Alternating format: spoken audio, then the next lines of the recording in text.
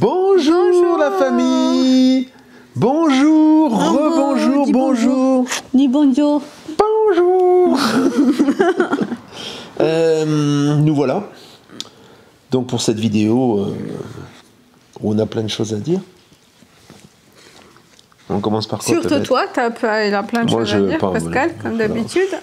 Je vais faire des chapitres là dans cette vidéo parce que bon, ensuite j'essaye un vélo, donc celui qui n'est pas intéressé, ben, il passe à autre chose. Ah, et tu vas faire des chapitres?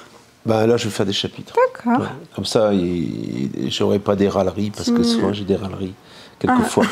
Comme ça, personne. Il faut que tu mettes chapitre Eva parce qu'il y en a qui supportent pas que je suis là aussi. Ouais. Il y en a qui supportent pas les vélos, il y en a qui supportent pas Eva, donc comme ça. Il y en a qui supportent pas moi, mais ils me regardent quand même. Alors bon.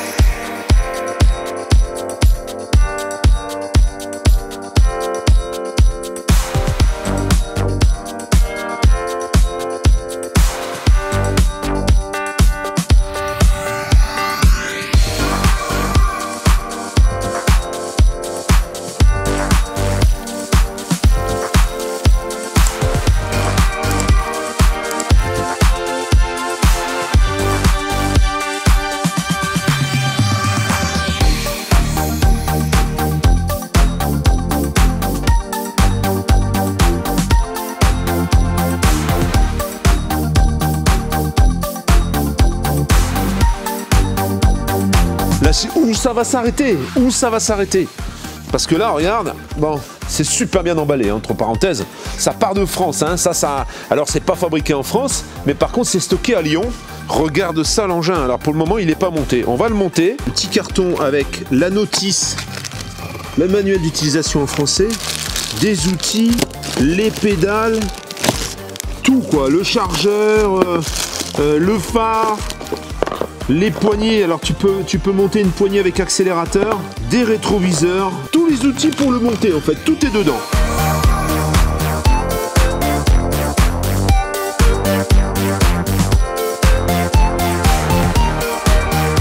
Montre en main, à peu près un quart d'heure, 20 minutes. Il n'y a pas grand chose en fait, hein. Tu as la roue avant, alors là c'est même pas un axe, c'est des boulons carrément, c'est boulonné sur la fourche. Tu as le guidon à assembler, retourner la potence. Enlever les protections, les pédales, la selle. Donc ça va super vite en fait. Hein. Puis alors, regarde ça, le bestiau. Il est magnifique ce vélo. Tout suspendu, suspension avant-arrière. Il est énorme. On verra l'utilisation. Là, il fait noir, donc je vais le mettre en charge de toute façon. Je suis abasourdi par la qualité de ce vélo. Déjà, visuel. Alors les pédales, c'est du Wellgo. En fait, ils ont cherché à utiliser le maximum de composants de bonne qualité, en fait. Hein. D'ailleurs, même avec la fourche, tu vois, avec la fourche type moto, tu peux la bloquer, tu peux la régler. La suspension, là, on voit que tout est solide, tout est costaud. Ce que on va faire tout de suite, c'est on va le débrider ensemble. Hein. Comme ça, on ne laissera pas non débridé, ça sert à rien, parce que de toute façon, moi, je vais l'utiliser que sur les chemins, quasiment. Hein. Donc, je le débride. C'est pas autorisé. Hein. Débridage non autorisé par la loi. Eh bien, on va démonter ça. Même la qualité des soudures, c'est impressionnant. Il y a tout un tas de trucs, on peut y ajouter des garde-boue éventuellement, ce que je ne vais pas faire. Hein. On peut y ajouter ici un porte-gourde. Alors tu te doutes bien qu'à la vue de ce vélo, on ne va pas être dans les mêmes budgets que ce que je t'ai déjà présenté. Hein. Parce que là, forcément, déjà, on a une suspension avant-arrière. On a un moteur de 750 watts, une batterie, je ne sais pas si tu as vu la taille, mais je te donnerai toutes les spécificités ensuite, mais voilà, c'est un vélo qui, une fois débridé, peut atteindre quasiment 50 km/h. Hein. Alors 50 km/h dans les pistes, ça fait chaud quand même. Hein. Voilà, et alors là, qu'est-ce qu'on a? On a ce petit câble, ici, tu vois, le plus petit, et ben c'est celui qu'il faut enlever. Voilà, tu enlèves et là ton vélo est débridé. Voilà, c'est tout. Alors la bride, elle est obligatoire en France, hein, pour rouler sur la voie publique. En fait, l'assistance, elle s'arrête à 25 km/h normalement. Nous, on va s'amuser dans les chemins. Hein. Après, il suffit d'être un peu raisonnable, hein, pas non plus aller faire le fou sur la voie publique, hein, parce que bon... Ensuite, on remonte le carter et c'est bon. il est débridé. Alors c'est un cadre tout en alu. On va profiter de cette petite éclaircie. Il fait une température assez agréable, mais il y a un petit peu de vent. Pour essayer donc la bête Sea Rusher, le Ranger Sea Rusher, qui est complètement magnifique. Alors là, on est sur une suspension avant-arrière. On a une fourche avec des réglages dans tous les sens. Hein. Tu peux régler, tu vois, tu peux régler la pression d'air, tu peux régler la fourche, tu peux même la bloquer si tu veux. À l'arrière, c'est pareil. On a un amortisseur qui est réglable en compression, en détente. Non, c'est pas en compression détente. En fait, on a une valve ici pour gonfler, parce qu'il est pneumatique, et on a ici la possibilité de le régler, le durcir, ou carrément de la bloquer. Si vraiment on veut éviter que ça pompe dans les côtes. Bon, là, on a un moteur électrique, donc a priori, on n'aura pas ce problème. Il y a un dérailleur 7 vitesses, c'est toujours du Shimano. La commande est ici, tu vois. C'est même plus que ça. C'est un 9 vitesses, en fait. 1, 2, 3, 4, 5, 6, 7, 8, 9 vitesses sur celui-ci. Des freins à disque hydrauliques cette fois-ci. Tu vois, il n'y a pas de câble, c'est hydraulique, donc c'est vrai qu'on aura un meilleur feeling, je pense, au freinage. Les pneus, toujours, le vélo, il est somptueux. La batterie, je te donnerai les spécificités, mais elle est énorme. On a une clé. Hein, on a une clé ici, mais qui ne sert qu'à démonter la batterie. Elle ne t'empêche pas de rouler. Donc si j'enlève cette clé, parce qu'elle va taper sur le cadre, et ça s'allume, s'initialise, et ensuite eh bien, on va l'essayer. Il y a 5 niveaux d'assistance, il est bridé d'origine à 25 km/h, mais bon, tu as matière à débrancher un petit câble, c'est très facile, et puis tu passes en version débridée, à n'utiliser que hors route, bien sûr, hein, dans les sentiers en hors-piste, parce que c'est interdit. Quand tu débrides, c'est comme si tu avais une mobilette en fait. Hein. T'en fais ce que t'en veux, tu débrides pas, ça c'est toi qui choisis. Tu peux très bien l'utiliser à 25 km/h. Personnellement, c'est un peu frustrant quand il arrive à 25, il coupe. Hein, donc ben voilà, tu te retrouves à devoir pédaler beaucoup plus fort. Des choses certainement que je modifierai. Là, c'est une selle qui est très confortable, par exemple, mais je verrais mieux une selle un peu plus étroite pour pouvoir vraiment passer derrière la selle en cas de descente un peu raide. Et le guidon, à mon sens, il est très confortable. Tu as une position qui est relativement relevée. Je préférerais un cintre un petit peu moins relevé. Ça, c'est du réglage personnel en fonction du vélo, voilà, selon ce que tu en fais. C'est vrai que si tu fais de la balade, bah, vaut mieux avoir un guidon comme ça. Si au contraire, tu veux que ça tabasse un peu, tu veux t'amuser, oui, je pense qu'il y aurait peut-être possibilité de mettre un cintre un peu plus plat. C'est parti pour cet essai deuxième fois. Parce que figure-toi que mon micro n'a pas fonctionné la première, donc je suis obligé de refaire la petite montée que je fais à chaque fois, en fait, hein, pour tester le vélo. Donc là, je viens d'allumer le vélo et on est en première, donc il y a 5 vitesses. Je te rappelle que ce vélo est débridé. Mais bon, ça intervient exactement de la même façon lorsque tu es... Alors voilà, en première, là, tu vois, je pousse sur les pédales un peu, hein. Après, c'est des stades de vitesse, hein, jusqu'où l'assistance fonctionne. Donc, je suis en première. J'ai 9 vitesses sur ce vélo, donc ça va lui donner encore plus d'aisance dans les côtes. Le gros avantage, c'est sa suspension. Hein, comme tu peux le voir, elle a réagi super bien. Voilà, là, tu vois, en première, je suis à 24. Et là, quand je commence à grimper, je descends à 21. Donc, ce que je vais mettre la deuxième. En deuxième, on a un léger mieux. Troisième, je pousse quand même, hein. Je pousse sur les pédales, mais ça grimpe. Et là, crois-moi que ça grimpe, hein, quand même. Voilà, on va monter tout en haut de la colline. Il y a une partie de tout terrain. Il a plu cette nuit, je crois. Hein. C'est un peu mouillé. En troisième, je dirais qu'aujourd'hui, avec ça, tu roules quasiment tout le temps. Cinquième, mais bon. Quatrième. Voilà, là, on sent, tu vois, je passe tout de suite en côte, hein. Je suis tout de suite à 30 km/h. Et là, si je passe en cinquième, là, 33, là, je monte à 33. Alors, je ne vais pas aller trop vite non plus, parce que si je croise, je ne suis pas encore sur le chemin. Je reste sur la vitesse la plus rapide, mais la plus dure, en fait, hein, au niveau des vitesses du dérailleur. Là, je monte à 27. Je suis en train de monter la côte, hein. Alors, il faut quand même pousser un petit peu, mais Voilà, maintenant si je monte un peu pour mouliner, tu vois, pour que ce soit moins dur, ben voilà. Un gros lapin avec des pattes blanches. C'est ça qui est sympa avec un vélo, c'est que tu surprends la nature en fait. Il y a un système sur ce vélo. Sur les précédents que j'ai essayé, tu as besoin de l'aider à la montée. Là, sitôt que tu appuies sur la pédale, la réponse est immédiate. C'est un système spécial sur ce vélo. Je ne connais plus son nom, mais je te le mettrai là. Qui fait que tu n'es pas obligé de pousser. Parce que avant qu'ils avancent, ces vélos, tous ceux que j'ai essayé, ben, quand tu démarres en côte, oui, c'est un peu compliqué. Parce que tu es obligé de l'aider. Sinon, il grimpe pas.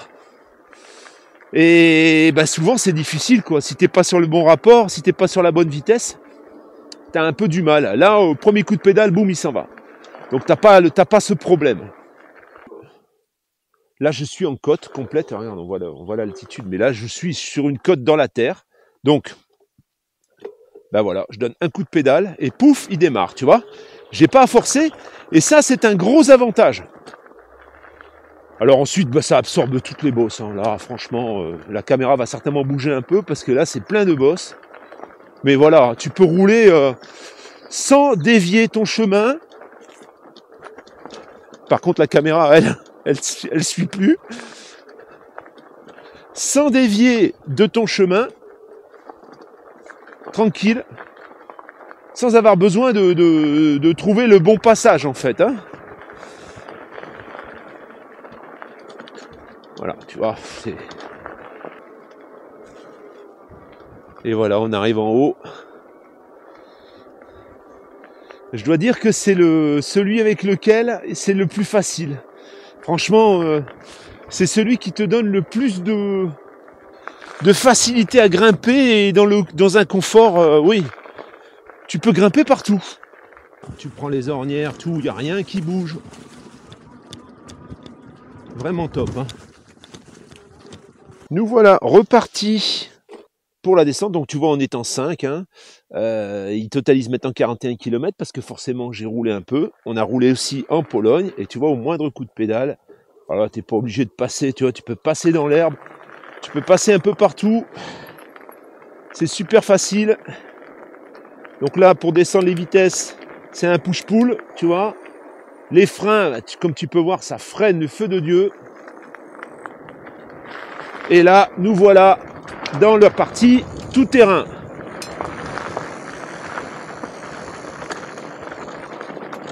Voilà, tu vois, là, ça descend. Ben alors, sans problème. Bien que ce soit bien...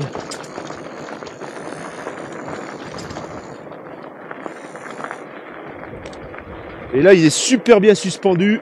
T'es pas trop secoué.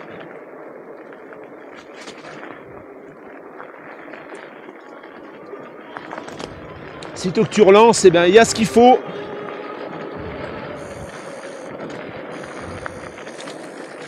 Voilà, ça, c'est ce qu'on vient de monter. Hein.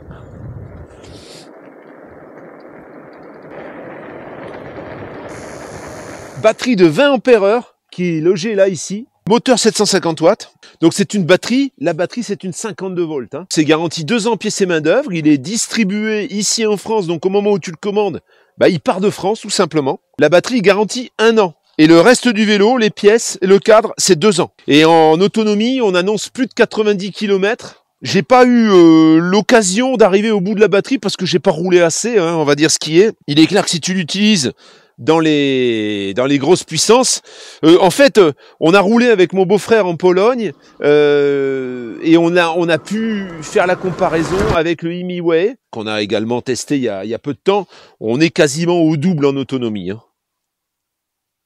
Alors, il est clair, la batterie est beaucoup plus grosse, en plus elle est en 52 volts, donc forcément, c'est un moteur Bafang 750 watts. 1200 watts en crête et un couple de 81 Nm. Donc ça fait partie des moteurs Bafang les plus puissants, je pense. Hein. Et la batterie, c'est une LG. Le poids du vélo, c'est 40,6 kg. Voilà, donc ça en fait quand même un gros vélo. La capacité totale de charge sur ce vélo, c'est 150 kg. Ça veure dire que si tu pèses 150 kg, ben, le vélo, lui, il va faire son travail. Le prix d'un vélo comme celui-là, alors tu peux l'avoir en plusieurs versions. Tu peux l'avoir en 25 km/h ou en 45 km/h, il est donné en fait. Hein. Logiquement, tu prends 50. Moi, j'ai pris un peu plus de 50. Tu peux l'avoir en vert comme ici. Tu peux l'avoir en blanc et tu peux l'avoir en noir. Bah, que tu choisisses l'une ou l'autre des versions, hein, que tu le choisisses en 25 km/h, 45 km/h et peu importe la couleur, il coûte 2899 €. Alors, tu vas me dire, oui, il est plus cher. Il est plus cher que ceux que je t'ai déjà présentés. La différence, c'est la suspension arrière, les freins hydrauliques. Les composants utilisés sur ce vélo, t'as une boîte, le dérailleur c'est un 9 vitesses, donc forcément on est sur quelque chose d'un peu plus qualitatif, on est sur des composants un peu plus chers et forcément ça se ressent sur le prix du vélo tout simplement. Et puis tu as surtout la capacité de la batterie qui est énorme, hein, une 20 ampères-heure, c'est une grosse batterie pour un vélo comme celui-là. D'ailleurs tu vois le cadre, voilà, hein. Le cadre, il est super gros. Alors, il a un peu de boue parce qu'on a roulé dans la boue avec Wieczek en Pologne. On a roulé un peu partout et on a pu se rendre compte des capacités du vélo par rapport aux autres, hein, puisque j'avais amené 2 vélos et on a pu comparer les deux. Et là, franchement, il n'y a pas photo, hein. Wieczek m'a même dit, écoute, si tu en as un deuxième, je le prends. Voilà la famille. Donc, le lien en description et le lien ici. Si tu es intéressé par ce vélo, tu cliques et puis t'as plus qu'à faire. Je suis arrivé ce matin de bonne heure parce qu'aujourd'hui, on va s'occuper de la boîte de transfert et on va faire rouler ce véhicule plus vite. Plus vite, pas pour rouler plus vite, mais plus vite pour consommer moins. Je te l'ai expliqué la dernière fois. C'est pour rendre la démultiplication plus longue et avoir un régime en croisière de fonctionnement qui va être inférieur. Voilà, on y est. Donc on est avec Michel en train de démonter. Alors tu vois, on a déjà démonté cet arbre-là, parce qu'on a été obligé de démonter les deux parce que c'est un peu grippé. Là, on a démonté l'arbre qui vient jusqu'au pont avant. Et là maintenant, on a l'arbre de la boîte de vitesse et l'arbre du treuil. Et ensuite, il y aura tout le reste. Il y aura les tringles, il y aura tout un tas de trucs à démonter encore.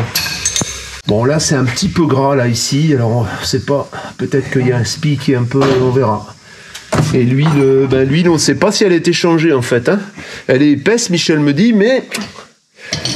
Le niveau, il semble... Il n'y a même pas 5 litres dedans. Donc, ça paraît pas beaucoup, quand même. Alors, voilà. L'axe ici, enlevé. Ça, c'est l'axe qui va au pont avant. Ça, c'est l'axe qui va à la boîte de vitesse. L'axe qui va au fond, au pont arrière, il est là. Là, Michel est en train d'enlever le frein à main. Voilà. Le pot d'échappement, il n'y est plus non plus. Enfin voilà, il faut démonter la moitié du camion, hein. La moitié du camion démontée pour pouvoir enlever la boîte de transfert.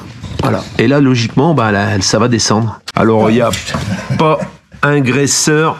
Il n'y a pas un graisseur qui est graissé, en fait, hein. Tout le graissage est à faire, hein. Il n'y a aucun graisseur avec de la graisse. Rien. Voilà, on y est depuis 9h ce matin, 9h, 9h15. Donc tout est déposé, tout est dégoupillé, tout est... Voilà, il n'y a plus d'échappement. Attends, l'échappement est là, il est énorme, hein. Je pense que je vais faire un échappement qui part par le dessus, donc ça, à mon avis, ce sera, voilà, ce sera plus ça. Et alors, carrément, le tuyau d'échappement était directement soudé sur le châssis. Alors que normalement, bon, tu mets ça avec un support pour pouvoir le démonter, quoi, parce que souder, c'est pas terrible, hein. Tout à l'heure, donc, on descend la boîte de transfert et après, on attaquera à changer la pignonnerie. On verra s'il y a des joints à changer. Peut-être qu'on pourra pas remonter aujourd'hui. Tu vois, plus de boîte de transfert ici. Elle est partie, ça y est. Et on l'a fait rouler donc sur une table élévatrice que Michel a amenée et on l'a chargée dans sa voiture. Et là on va la monter chez lui parce qu'il a beaucoup plus de matériel. Il y aura certainement besoin d'arrache et tout parce qu'il y a des choses là comme par exemple le tambour, là tu vois, le support du tambour avec la sortie vers les ponts arrière. Bah oui, il va falloir un arrache pour la sortir, ça va être un peu compliqué. Les pignons neufs sont là. Voilà, on la monte là-haut. Elle est là. Il reste plus qu'à l'ouvrir maintenant et mettre les pignons. Et ça, c'est une autre paire de manches. Voilà un peu l'histoire. Tout arraché, tout enlevé. Michel a décidé d'alléger le processus et d'enlever des pignons. Et on va faire des pignons avec l'imprimante 3D. Et là, tu vois, regarde. Ça, c'est toutes les pièces du machin, là. Voilà. Toutes les pièces du puzzle. T'as plein de trucs, en fait. Je me demande comment il va faire. Franchement, je suis en train de me demander, là. Je me demande s'il va pas tout jeter. S'il va pas tout jeter dans le fond du carter. Après, voilà. Cette pièce-là, elle va glisser. Voilà. Voilà, tout simplement. C'est tout con, ouais. Mais, ouais, tu vas pouvoir faire venir le pignon comme tu as fait l'autre. Voilà. On a enfin sorti tout le merdier, les deux axes. Voilà, ça n'a pas été une mince affaire parce que Michel, il veut pas abîmer les roulements pour qu'on n'ait pas à les changer en fait. Parce que comme on les a pas, donc ça a été un peu de galère à sortir. Voilà, on voit les pignons, les axes. Là, il y a de la pièce. Et alors, quand on regarde là-bas, tu vas voir, ça représente. Encore ici, regarde ça. Toutes les pièces. Tout ça. Voilà, tu vois.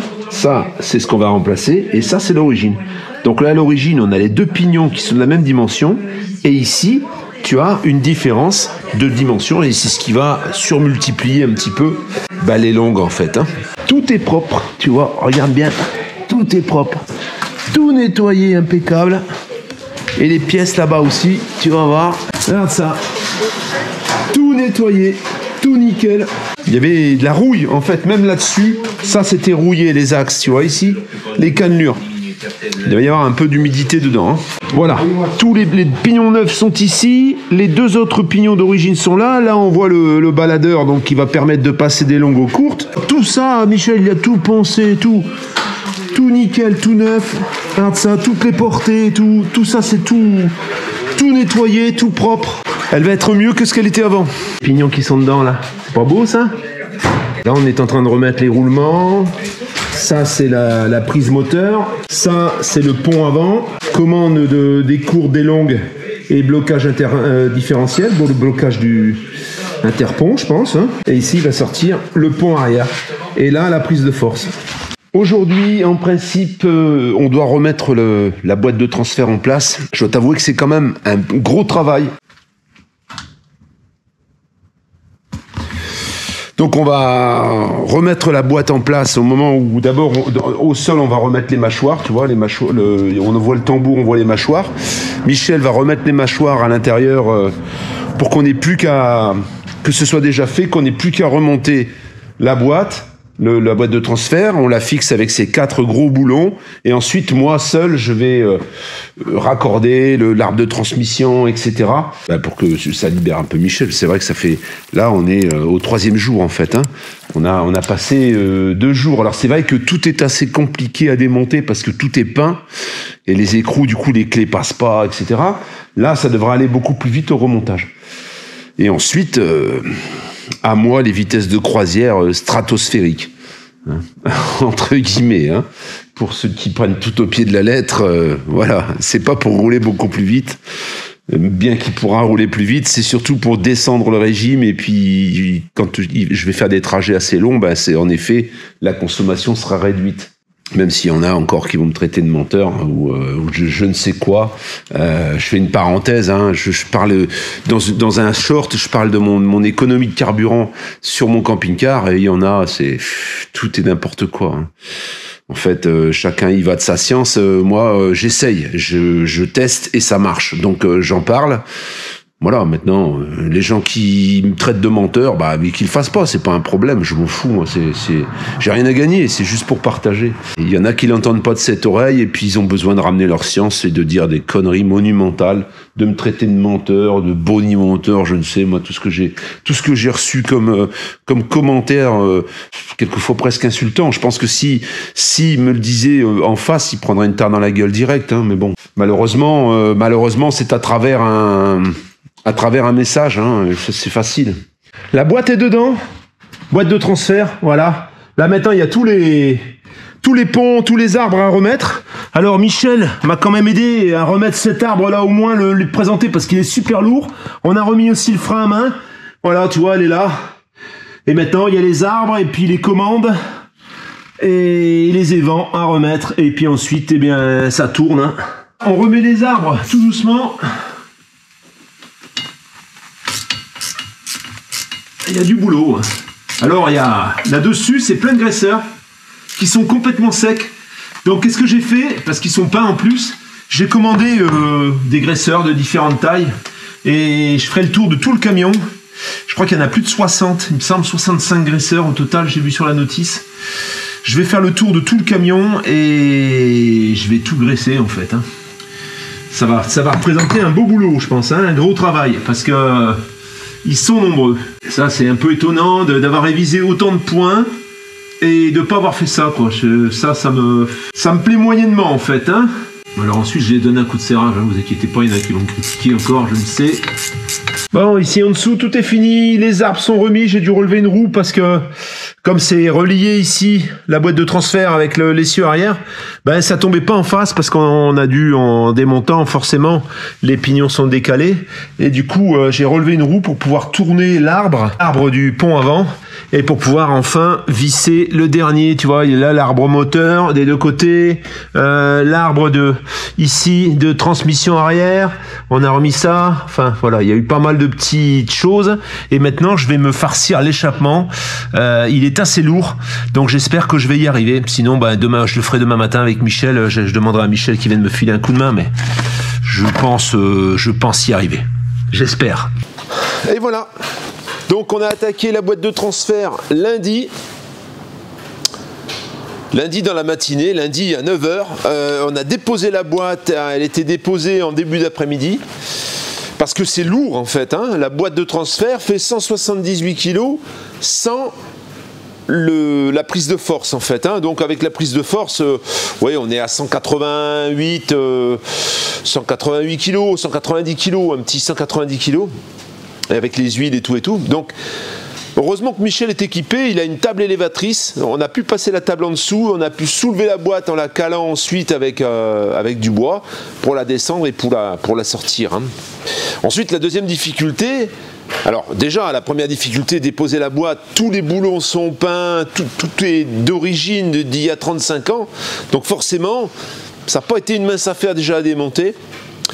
En plus, c'est du matériel un peu rustique, hein. Donc par exemple, quand tu démontes les arbres de transmission, bah, tu es obligé d'utiliser des clés. Tu ne peux pas utiliser de cliquet, rien du tout, parce que tu n'as pas la place. Tu ne peux pas passer même une clé à pipe, elle ne passe pas. Il y a les rebords, des rebords qui empêchent de rentrer ta clé à pipe. Donc c'était un peu, surtout que bon, tu as les bras comme ça, quoi, hein. C'était pas terrible, c'était pas super à faire, c'était un peu compliqué. Ensuite, une fois la boîte par terre, on l'a montée chez Michel et là il a fallu arracher les roulements sans les abîmer, parce qu'en fait moi j'ai juste acheté les deux pignons et il y a tout le jeu de roulement. En principe, quand on démonte, on refait une boîte de transfert, on arrache les roulements, on les casse. Là il a fallu les démonter sans les casser, donc il a fallu faire avec beaucoup de soin, ce que Michel fait très bien, et du coup moi j'ai appris beaucoup, j'ai regardé un petit peu comment ça se passait, j'ai un petit peu aidé, mais franchement j'ai été impressionné par la méthode, la manière de classer les pièces, il savait exactement ensuite au remontage où ça allait, quelle vis, quel boulon, tout était organisé, surtout, tu vois, organisé, et puis alors voilà, il prend le temps vraiment de démonter et ça résiste, mais il passe le temps qu'il faut pour pouvoir le démonter sans rien abîmer, et ça c'est pareil, j'ai trouvé qu'il faisait preuve d'une grande patience, donc pour moi ça a été j'ai appris beaucoup de choses. Et puis ça m'a permis aussi de voir comment tout ça fonctionnait. Alors ensuite, bien sûr, au moment du démontage, il a fallu tout nettoyer, toutes les pièces, tous les portés de roulement qui étaient... Oui, il fallait que ce soit bien lisse pour que les roulements rentrent bien. Les commandes, parce que alors, les commandes, là, c'était super dur à l'intérieur du camion. Pour passer des petites aux grandes et tout, c'était pas évident. Et là, maintenant, tout coulisse parfaitement. Le câble du frein à main, c'est une tringlerie, hein. La tringlerie du frein à main, le frein à main, en fait, tu as un tambour qui vient au cul de la boîte de transfert, et tout ça, ça a été nettoyé, les commandes nettoyées, les axes nettoyés, donc tout maintenant coulisse parfaitement. La prise de force ne pouvait pas fonctionner parce qu'en fait la tige qui rentre dans pour activer la tige de force, la tige elle était peinte, il y avait du papier autour, elle était vachement dure, donc tout ça, ça a été démonté, nettoyé aussi, et aujourd'hui tout est fonctionnel. Et c'est plutôt sympa. Alors entre-temps, ben oui, il y avait une petite fuite hydraulique, je l'ai localisée, j'ai resserré, bien que c'était déjà bien serré, donc je me demande si je vais pas avoir à faire une nouvelle durite, peut-être même changer la petite pompette qui permet de remonter la roue de secours. Tout fonctionne bien, mais il y a une petite perte de pression qui fait une fuite. Là, je réessayerai ça quand je vais redémarrer, parce que là, finalement, je l'ai juste déplacé, l'enlever de la fosse, pour avoir un peu plus de place.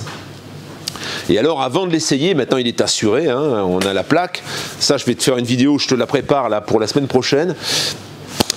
Avant d'aller l'essayer, je vais remplacer mes poumons d'air pour être sûr d'avoir une réponse au freinage qui soit satisfaisante pour moi. L'engin freine parfaitement, mais la pédale s'enfonce un peu trop, elle va un peu trop loin, et j'ai vu qu'il y avait un des deux poumon d'air, un des deux Aquavac, qui laisse passer, apparemment il y a du liquide qui passe à travers parce que ça coule. Il y a un petit suintement quand on arrête le camion et ça coule un petit peu, on goutte à goutte, goutte de temps en temps. Je pense qu'il y a, et voilà, il y a un manque de, il y a le poumon d'air qui fonctionne plus correctement ou le mètre cylindre qui fuit, il y a un problème. Voilà. Deuxième étape, enfin deuxième, troisième, je ne sais plus à quelle étape on est, remplacement des poumons d'air, des deux poumons de frein avec les 2 mètres cylindres, et ensuite on pourra rouler et essayer ce camion sur la route. Comme ça je me rendrai compte un peu de ce que ça donne avec les pneus, si je remplace ou si je remplace pas, si je reste sur des pneus comme ça ou si je pars sur d'autres pneus, hein, puisque là les pneus, il y en a une bonne partie qui sont neufs en fait, hein. Donc on n'a plus le problème de défaut de pneus qui a gonflé, qui s'est déformé. L'éclairage, tu vois, je vais t'en parler prochainement. Il y a même un éclairage, un petit peu d'ambiance ici. Je te présenterai tout ça dans une prochaine vidéo. J'ai pas complètement fini d'installer l'éclairage. J'ai commandé des insonorisants, revêtement de sol, etc. pour le sol de la cabine. Et ensuite, on fera une petite insonorisation, une petite étanchéité de la cabine au niveau sonore pour diminuer un peu le bruit ambiant, mais le bruit ambiant il n'est pas énorme en fait, hein.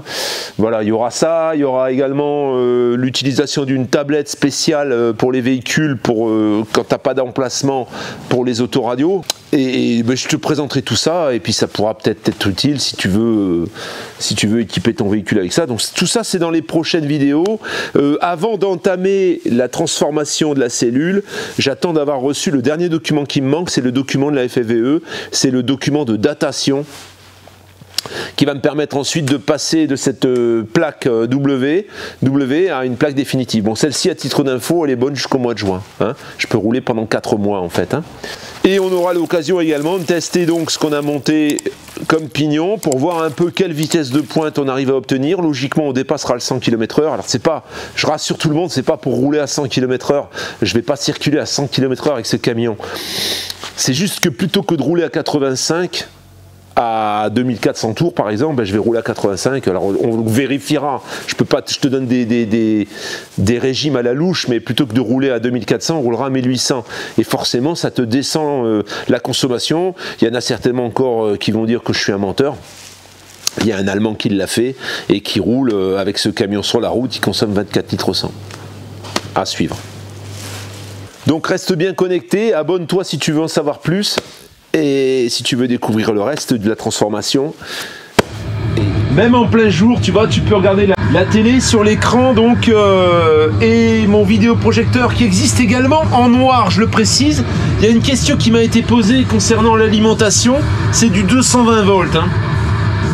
Donc il faut que tu branches ça sur une EcoFlow ou sur un convertisseur pour pouvoir la regarder bien sûr et utiliser ce vidéoprojecteur.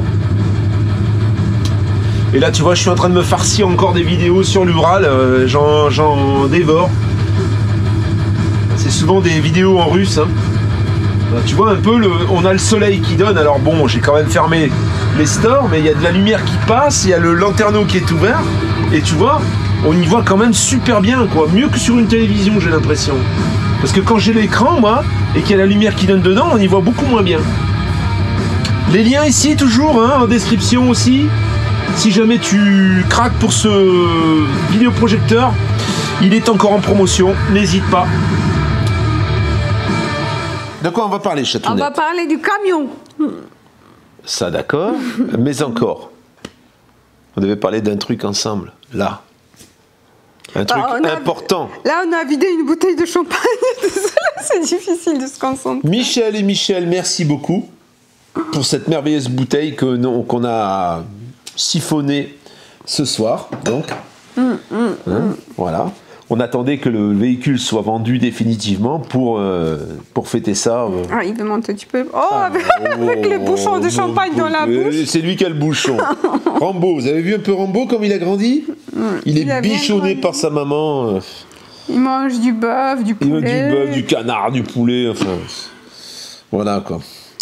Alors, je voulais te rappeler de répondre à la consultation pour le permis de conduire. Le lien est ici. Quels seraient les avantages, ma chatounette, d'une telle évolution dans le permis? Ah bah, c'est énorme de ne pas être obligé de passer, de se faire yesh pour passer le permis camion et tout, c'est attention, énorme. Un camion comme le mien, tu le conduis pas avec un permis, le permis B. On s'arrête à 4,5 tonnes. Ouais.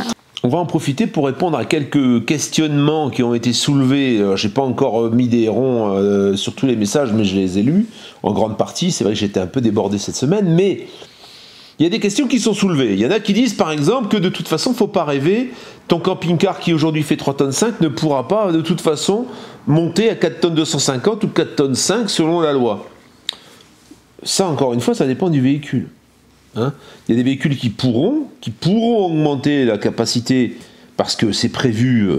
Un véhicule italien, par exemple, la plupart du temps, il existe en 3 tonnes 5, mais il existe également en 4 tonnes 250. Donc, il y a de fortes probabilités pour certains véhicules. Il y a certains rapidos, par exemple, c'est cassé la gueule. Il y a certains rapidos. Excusez-le, il a loupé la marche. Il y a certains rapidos, par exemple, qui montent à 3 tonnes 850. Là, ça ne va pas faire gagner grand-chose. Tout dépend du châssis, encore une fois.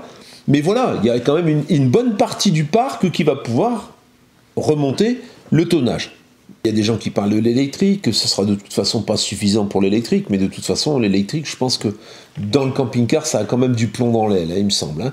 Je sais pas ce que tu ressens toi, mais je trouve qu'il y a une tendance quand même à la dégradation de la possibilité de l'éloignement de la possibilité de voir tous les véhicules rouler à l'électrique même en 2030. Hein.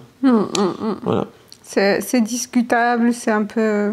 il y a beaucoup de polémiques pour l'instant. Une centrale nucléaire, par exemple, ça fonctionne avec de l'eau. Tu as vu, en ce moment, on a eu l'histoire du carburant, on a eu l'histoire du Covid, on a eu l'histoire, là, qu'est-ce qu'on a eu? L'électricité. Et là, ça arrive l'eau maintenant.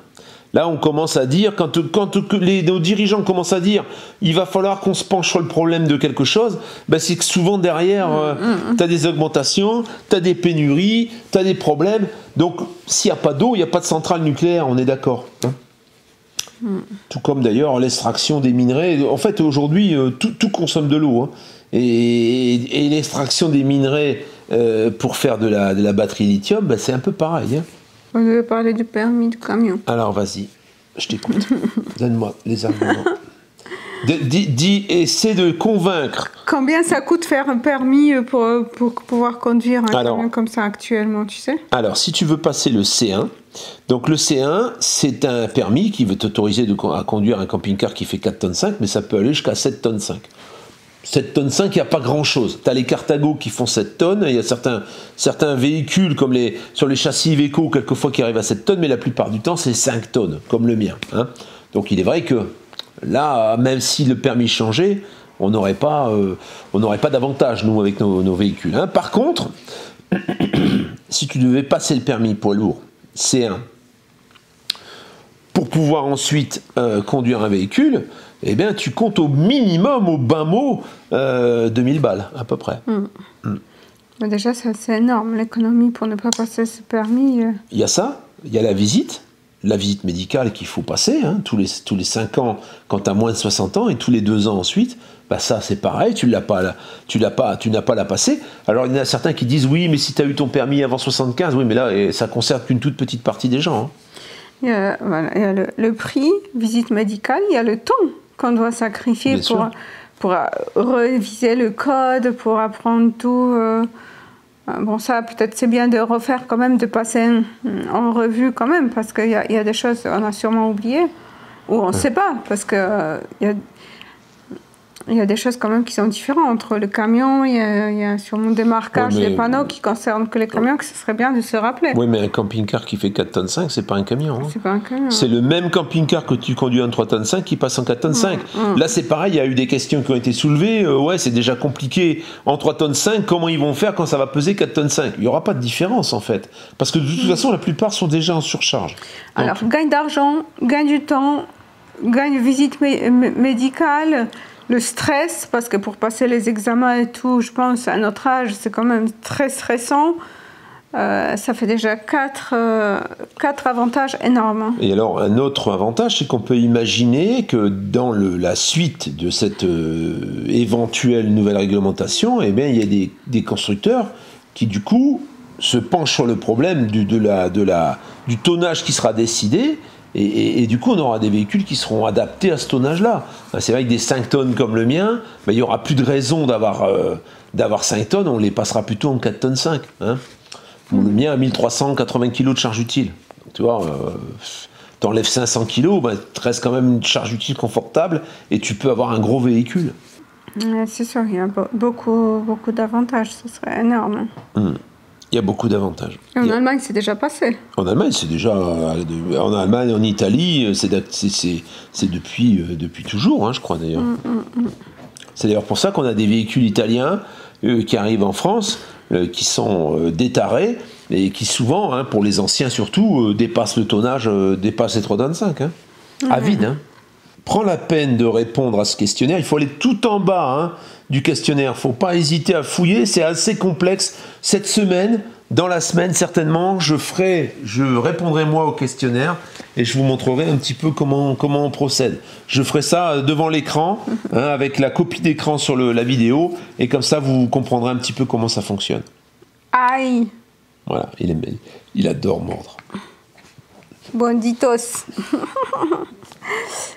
Bon, malgré tout, tu vois, malgré la bouteille de champagne qu'on vient de s'enfiler, on arrive quand même à aligner n'importe quoi. Quelques mots. Parce que tout à l'heure, elle était ivre-morte. N'importe quoi, parle pour toi. Alors, Eva prévoit d'essayer le camion Ural en hors-piste. Hein. Lâche-moi. Hein, Eva ? Sur les chemins.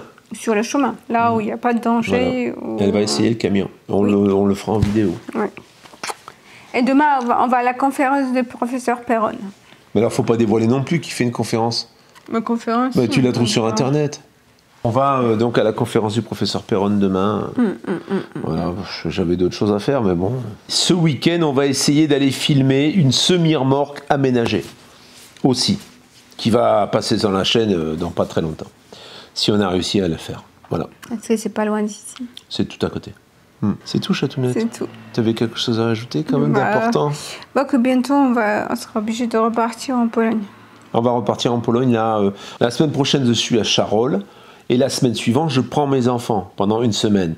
Et suite à ça, quand j'ai ramené mes enfants, direction Pologne, Poznań, et on va réceptionner, on va dire, le camion.